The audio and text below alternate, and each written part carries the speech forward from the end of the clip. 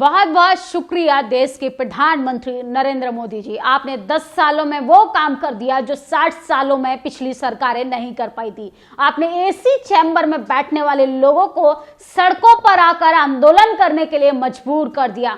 कैसे विपक्ष को काम करना चाहिए यह आपने तमाम उन नेताओं को बता दिया जो बिस्लरी का पानी पी के दलित हितैषी होने का दावा करते थे और अपने ही राज्यों में दलितों पर लाठीचार्ज कराते थे। दलितों को घोड़ी चढ़ने से रोका जाता था। जब उनसे सवाल पूछा जाता था कि भैया आप ही के राज्य में क्या होता है, दलित उत्पीड़न सबसे ज्यादा होता है, तो उनका कहना होता था कि ये सामाजिक कुरीतियां हैं, ये राजनेताओं का काम नहीं है, ये समाज के नेताओं का, सामाजिक संगठनों का काम है कि ये धीरे धीरे ही खत्म होगा। सोचिए, राहुल गांधी भी जातीय भेदभाव कहें या उन्हें पार्टी भेदभाव, लेकिन शिकार जरूर होना पड़ रहा है, परेशानियों का सामना जरूर करना पड़ रहा है। मोदी सरकार ने इन नेताओं को इतना तो मजबूर बना दिया है कि वो अपने हक अधिकारों के लिए, अपनी पार्टी के लिए सड़कों पर आकर संघर्ष करें। अब कोई भी नेता का बेटा नेता बनके वोट नहीं जीत सकता, उसको सड़कों पर आके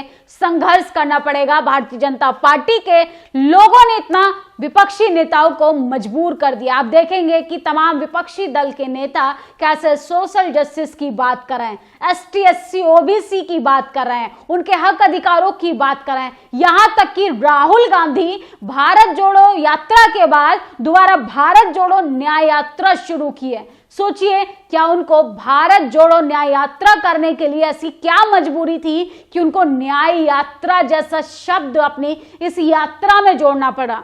क्या उनको ये समझ आ गया है कि पिछले 60 सालों में हमने जनता का विकास नहीं किया? क्या विकास से और अपने हक अधिकारों से जनता आज भी वंचित रह गई है? सोचिए, राहुल गांधी की भारत जोड़ो यात्रा लगातार दौरा कर रही है और आज भारत जोड़ो यात्रा बनारस में एंट्री करी, जहां के सांसद है देश के प्रधानमंत्री नरेंद्र मोदी। लेकिन वहां पर राहुल गांधी के जाने के बाद कैसे सड़कों को गंगा जल से धोया गया, ये काफी ज्यादा सोचने वाला सवाल है, क्योंकि देश के प्रधानमंत्री के साथ साथ रेस में वो तमाम नेता भी लगे हुए हैं कि वो भी बढ़ चढ़कर कट्टर सनातनी अपने आप को दिखाने की भीड़ में हिस्सा बनकर हिस्सेदारी ले रहे हैं। और ये रेस लगी हुई है तमाम नेताओं में कि 24 के चुनाव से पहले कौन सबसे ज्यादा कट्टर हिंदू बनकर जनता के बीच में उभरेगा। राहुल गांधी को यह बात पहले समझनी चाहिए कि आप सामाजिक न्याय की बात करते हैं और दूसरी ओर अपने आप को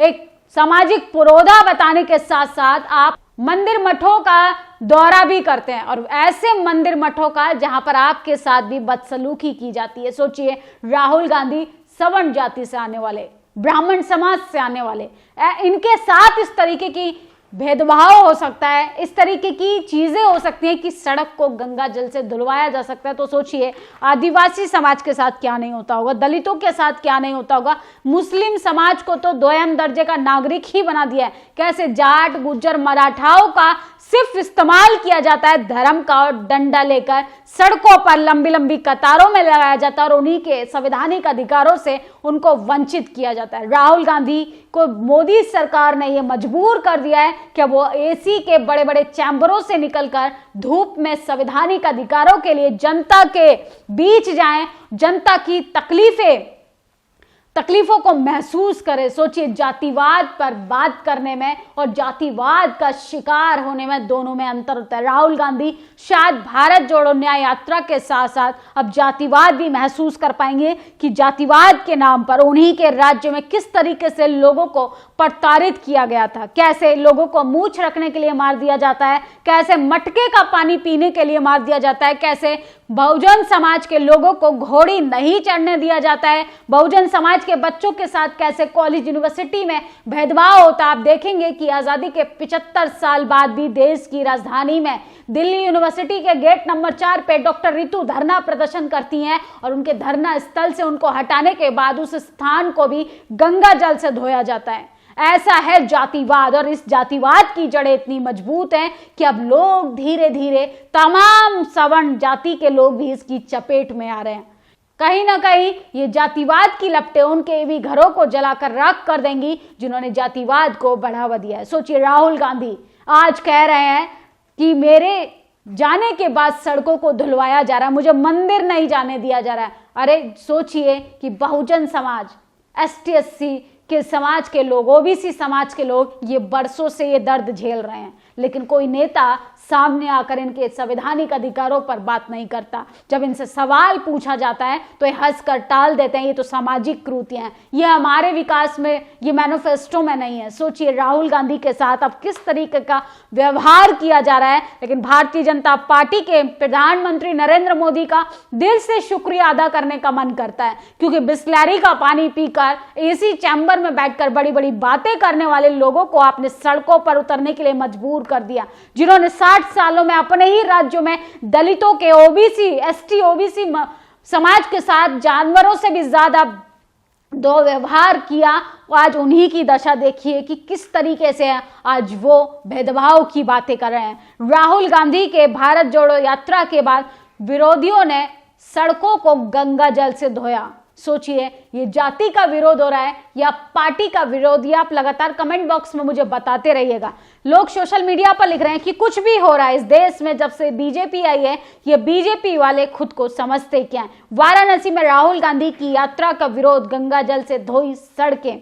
इसके साथ भारत जोड़ो न्याय यात्रा जननायक राहुल गांधी के साथ काशी की पावन धरती पर न्याय के 5 स्तंभ को लेकर आगे बढ़ रही है। लेकिन सोचिए किस तरीके से BJP के नेताओं ने सड़क को गंगा जल से धुलवाया। वाराणसी में राहुल गांधी की भारत जोड़ो न्याय यात्रा का विरोध, काफिला गुजरने के बाद BJP कार्यकर्ताओं ने गंगा जल से धोई सड़कें। सोचिए राहुल गांधी की न्याय यात्रा जब बनारस के गोंदोलिया के नदी चौराहे से गुजरी तो भाजपा कार्यकर्ताओं ने चौराहे को गंगा जल से धोया। यह चौराहा काशी विश्वनाथ मंदिर की ओर प्रस्थान का मुख्य मार्ग है।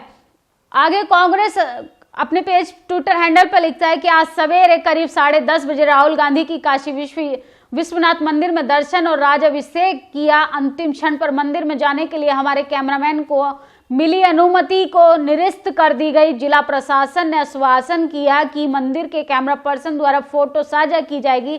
3.5 घंटे तक लगातार प्रयास करने पे फोटो उपलब्ध नहीं कराई गई। फिर कुछ 7 तस्वीरें भेजी गई जिसमें से एक भी दर्शन करने की नहीं थी, जबकि मंदिर के कैमरा पर्सन ने फोटो खींची थी। ऐसा करके वाराणसी के जिला प्रशासन ने एक बार फिर ये साबित कर दिया कि वह दिल्ली में बैठे कैमरा जीवियों के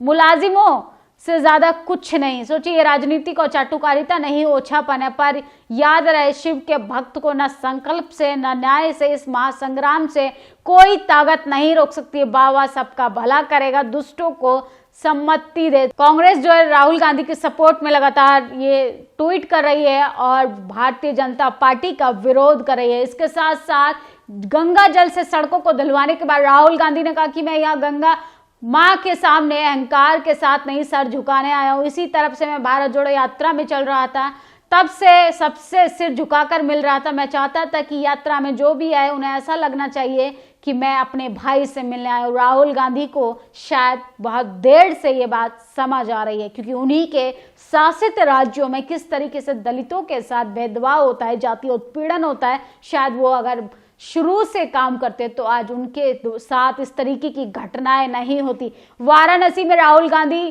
का बयान, भारत नफरत का देश बन चुका है। राहुल गांधी ने आगे कहा, देश में नफरत और डर का माहौल बना दिया जा रहा है। हम आपके साथ हैं, न्याय की बात करते हैं, हम हिंसा नहीं मोहब्बत की बात करते हैं। यहाँ मां गंगा के सामने अहंकार के साथ नहीं सर झुकाने आऊं। इसी तरह से भारत जोड़ो यात्रा में चल रहा था, तब से सिर झुकाकर मिल रहा हूं। मैं चाहता हूं हर व्यक्ति लगन से मिले। मैं चाहता हूं कि जब वो मिले तो उनको लगे कि उनका भाई मिले आए। आज तक राहुल गांधी की भारत जोड़ो यात्रा शहर के गोदोलिया चौराहे पर कुछ देर ठहरी। इस दौरान राहुल गांधी ने वहां अपना संबोधन दिया। इसके बाद जैसे ही यात्रा आगे बढ़ी, वैसे ही वहां पहले से जुटे कुछ भाजपाई कार्यकर्ताओं ने उस चौराहे को गंगा जल से धोया। सोचिए तो राहुल गांधी के साथ भी अब इस तरीके की घटनाएं होने लगी हैं।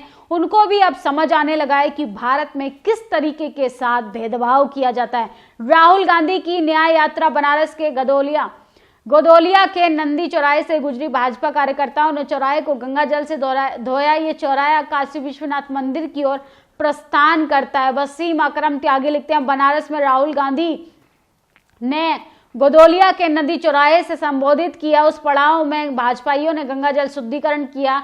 अगर हिंदू समाज इस घटना पे अफसोस जाहिर नहीं करता तब समझ लीजिए समाज ने अपने धर्म की कमान भाजपा को सौंप दी है। अब वही फैसला करेगा कि असली हिंदू कौन है। तो ये भारत जोड़ो न्याय यात्रा के बीच में राहुल गांधी को जो समस्याओं का सामना करना पड़ रहा है वो तमाम अपडेट थी कि आज भारत जोड़ो न्याय यात्रा बनारस पहुंची और वहां पर उनके संबोधन के बाद उस चौराहे को गंगा जल से भाजपा के कार्यकर्ताओं ने धोया। इसके साथ साथ सोचिए राहुल गांधी जी कि 60 सालों में दलितों की स्थिति क्या होगी, दलितों ने कितना ज्यादा जातीय भेदभाव झेला होगा, जातीय उत्पीड़न का शिकार हुए होंगे। भारतीय जनता पार्टी ने ये तो लोगों को मजबूर कर दिया है कि अब जो जातिवाद पर बात करेगा, जो विकास पर बात करेगा, जो राजनीति पे बात करेगा, उन सबको सड़कों पर आके राजनीति के लिए मेहनत तो करनी पड़ेगी। एसी के बंद कमरों से अब राजनीति नहीं होने वाली है।